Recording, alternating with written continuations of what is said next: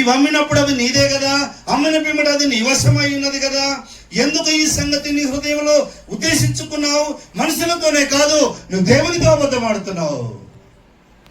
దేవునికి బాగా తెలుసు, దేవుని సేవకుని కూడా బాగా తెలుసు. నువ్వు ఎట్లున్నావో దేవునికి తెలుసు.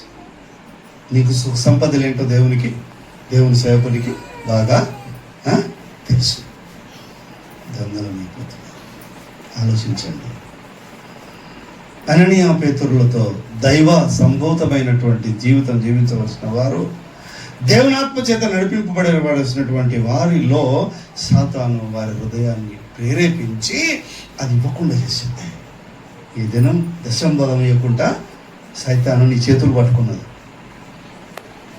దేవుని సేవకు ధారాళంగా సమర్పించకుండా, దేవుని సేవ ధారాళంగా క్రీస్తు యేసు సువార్త నశించినటువంటి ఆత్మలకు ప్రకటించబడకుండా నీ సంపదను దాచిపెట్టుకుంటున్నావు. సుశాతం ఉందా లేదా నీ దగ్గర? ఉన్నది. నీ హృదయాన్ని ప్రేరేపి ఎదుగుతీ ఆయన ఇప్పుడు ఇవ్వాలా, ఇస్తే ఏదైనా బతాడు కదా.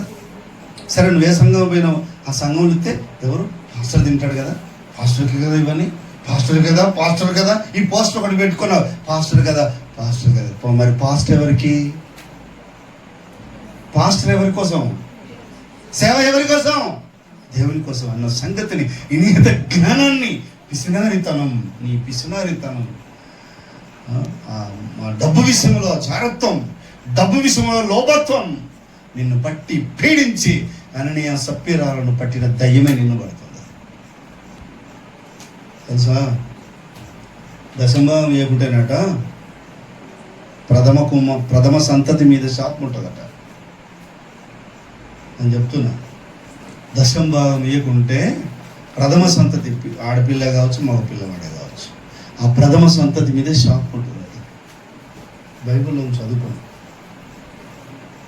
అననీయ సప్పీరాల ద్వారా వారి దగ్గర ఇది సాతాను ఆ మాటలు వింటూ ఉంటుండగానే అననీయ పడి చచ్చిపోయినాడట.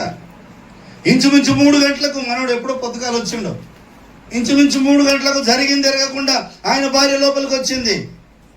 ఆమెను ఒక ఛాన్స్ ఇస్తున్నాడు. ఆమెగా అడుగుతున్నాడు పేతురు, అమ్మా మీరు ఆ భూమిని ఇంత వెలకి అమ్మితిరా, నాతో చెప్పు అని మరొక అవకాశం ఆమె కూడా ఇస్తున్నాడు.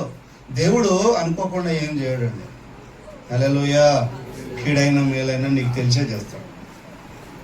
నిన్ను దెబ్బ కొట్టాలంటే ఒక దెబ్బ కొట్టి చెప్పి కొట్టి చూస్తాడు ఆయన. నేను కొట్టాలంటే కొడతాడు, నీకు చెప్పి కొడతాడు, చెప్పకుండా కొడతాడు. మన దేవుడు అంత మంచి ప్రేమ కలిగిన దేవుడు. హల్లెలూయా. అమ్మా ఇంతకే అమ్మితిరా మీరు అని అంటే అందుకు ఆమె అవును ఇంతకే అని చెప్పాను. అందుకు పేతురు అంటాడు, ప్రభు యొక్క ఆత్మను శోధించుటకు మీరిద్దరు ఎందుకు ఏకీభవించితిరి? ఇదిగో నీ పెనిమిటిని పాటి పెట్టినటువంటి పాదములు వాకిటినే ఉన్నాయి, వారు నిన్ను కూడా మోసుకొని పోదురు అంటూ ఉంటుండగానే, వింటూ ఉంటుండగానే ఆమె కూడా ప్రాణము. నేను ఇది నా మదిలో దేవుడు పెట్టిన, క్రైస్తవుల కొరకైన దేవుడు పెట్టిన, ఏర్పాటు చేయబడిన వారి కొరకైన దేవుడు పెట్టిన మాటలు నేను చెప్తున్నాను. ఇక్కడ ఇది గృహ కొడుకే కానీ, ఇది చిన్న మందే కానీ మనకి ఇది అవసరం. ఈ ఫండమెంటల్స్ క్రైస్తవ జీవితంలో లేకుంటే శాపం అట్లాగే ఉంటుంది. ఒకసారి యేసు ప్రభుని పేతురు ఒకసారి ఆయన ఆ జక్కయ్య ఇంట్లో చేర్చుకున్నాడు, ఘనంగా ఇంట్లో చేర్చుకున్నాడు. ఆ ప్రభా చాలా రోజులై ప్రభా, ఐఎమ్ ఫర్ వెయిటింగ్ యూ అని. ప్రభా నువ్వు ఆ ఇంటికి రావాలి ప్రభా అని సంతోషం చేత ఇంట్లో చేర్చుకున్నాడు.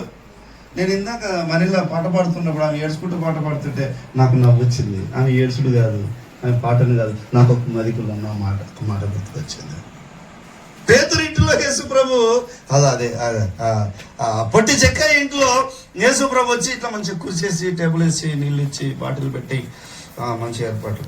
ఇది ఇటువంటి ఎక్కడ పెట్టారు మన గురువు కొడుకలు, వీళ్ళు కొలే పెడతారు. అందుకే ఈ టేబుల్ నాకు నచ్చింది, సంతోషం అనిపిస్తుంది. ఎక్కడైనా బైబిల్ ఇట్లా పట్టుకొని చెప్పడం చాలా కష్టమైతే ఉంటుంది. ఎంత మంచి ఏర్పాట్లు చేస్తున్నాడు భాస్కర్ అన్న. యేసు ప్రభును జక్కయ్య ఇంట్లో చేర్చుకున్నాడు. సంతోషం చేత ఆడి ప్రభా ఎందుతో కొల్లి దాతావా ప్రభా, థమ్సపా, స్ప్రైటా, మాజానా, హ్యాపీతా కూల్ డ్రింక్ పీతా. కానీ దేవుడు ఏం చూసిండు తెలుసా? యేసయ్య ఏం చూసిండు తెలుసా? ఆ గోడ తొర్రలో ఏముందో అది చూసిండు. హల్లెలూయా. ఆ పేతురు అక్రమంగా ఏం సంపాదించి దాచుకున్నాడో అది చూసిండు. ఈయనకు అర్థమైపోయింది ఆయన అది చూసిండని. పేతురుకు అర్థమైపోయింది, ప్రభువా ఎవని యొద్దనైనా అన్యాయముగా నేను ఏదైనా తీసుకున్నట్లయితే ఇవిడ దాచిపెట్టిన ప్రభాని తీసుకొచ్చిందంట. దాచుకున్న ప్రభా, దాచుకున్న ప్రభా, ఇక నేను 4 అంతలుగా చెల్లిస్తాను, సరి చేసుకుంటా. హల్లెలూయా. అందుకు నవ్విన నేను. యేసయ్యను చేర్చుకుంటే కాదు, యేసయ్యను చూసింది నవ్విన నేను. యేసయ్య నీ గుండెలోతులు చూస్తున్నాడు. హల్లెలూయా. ఇప్పుడు ఏ స్థితిలో ఉన్నావో అది చూస్తున్నాడు. నీ హృదయంలో ఉన్న పాపాన్ని చూస్తున్నాడు. నువ్వెంతగా దేవునికి అభ్యంతర కారణంగా ఉన్నావో చూస్తున్నాడు. ఎంతగా సాతానుతో సంబంధం కలిగి జీవిస్తున్నావో అది చూస్తున్నాడు దేవుడు. అందుకు నాకు నవ్వు వచ్చింది. నిజంగా యు ఆర్ గ్రేట్ దేవా అనుకున్నాను నా మనసులో. గొప్ప దేవుడో ప్రభా, నన్ను కూడా అట్లాగే చూస్తున్నావు ప్రభా. నా గుండె లోతులు ఎరిగిన దేవుడో ప్రభా. నా పరిస్థితి పరిచర్యను, నా సేవా సంఘాన్ని నువ్వు ఎరిగినటువంటి దేవుడో ప్రభా. అదే అని ఇదిగో నేను కూడా నా మనసులో ముసి నవ్వుకున్నాను. దేవుడు నేను అది చూస్తాడు. లోపం కొంచెమే. తెల్లటి చెట్టు మీద నల్లటి మరక ఏం కనబడుతుంది చూసేటోళ్ళకు? తెల్లటి చెట్టు మీద నల్లటి మరక, గింత బొట్టు బిల్ల అంత పడ్డది అనుకో. ఏం కనబడుతుంది జనాలకి? ఏం కనబడుతుంది? తెల్లది కనబడదా? ఇంత పెద్ద 3 మీటర్ల తెల్లబట్ట కనబడదా? ఓకే, అది యేసయ్య మన లోపాలని చూస్తున్నాడు. ఈ యొక్క అననీయ సప్పిరాలు దేవునితో ఉన్నట్టుగా ఉండి, సేవకులతో ఉన్నట్టుగా ఉండి, సంఘములో ఉన్నట్టుగా ఉండి వారు సాతానుతో కూడా సహవాసం చేస్తున్నారు. కనుక దేవుని యొక్క బిడ్డ, ఒకసారి మన ఇంట్లో అననీయ సప్పిరాలు ఉన్నారా? చీపురు గట్ట అందుకొని మన తరింపడి. సాతాను ఒకవేళ నీ దగ్గర ఉన్నాడా? ఆ మధ్యలో ఎవరి కోసమో నేను ప్రార్థన చేశాను. ఇక్కడ కూడా చాలా మంది నాతో, ఈ ఊరికి నాకు చాలా 20-25-30 ఏళ్ళ సంబంధం. ఈ ఊరికి అయ్యమనీయులు వాళ్ళంతా చాలా మంది ఉన్నారు ఇక్కడ. నా ద్వారా ప్రార్థన చేయించుకుంటారు. అవసరానికి ప్రభువును వాడుకొని వెళ్ళిపోతూ ఉంటారు.